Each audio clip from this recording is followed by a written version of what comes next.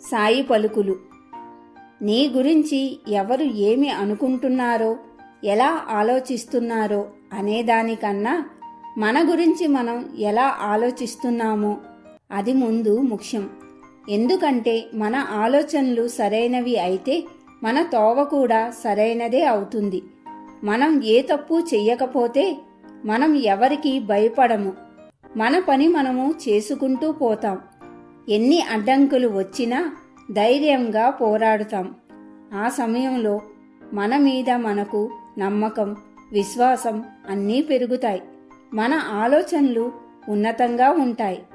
మన మంచి పనులు చూచి నలుగురు తిట్టినా, ఈర్షపడినా భయపడవలసిన అవసరం లేదు. ఒక మనిషి గౌరవంగా ముందుకు వెళ్తుంటే వెనక్కి లాగేవారు చాలామంది ఉంటారు. 10 మంది మనుషులకి పోగేసి నిందిస్తూ ఉంటారు, తీర్పులు చెబుతుంటారు.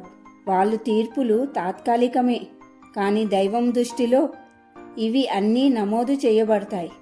ఎవరు మంచి చేశారో, ఎవరు చెడు చేశారో ఆయన చూపు నుండి తప్పించుకోలేరు. అందుకే ఇవి అన్నీ ఆలోచించకుండా నిజాయితీగా నువ్వు చెయ్యాలనుకుంటున్న మంచి పనులు చేస్తూ ఉండు.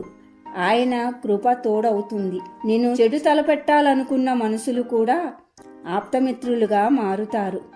ఓం సాయిరాం.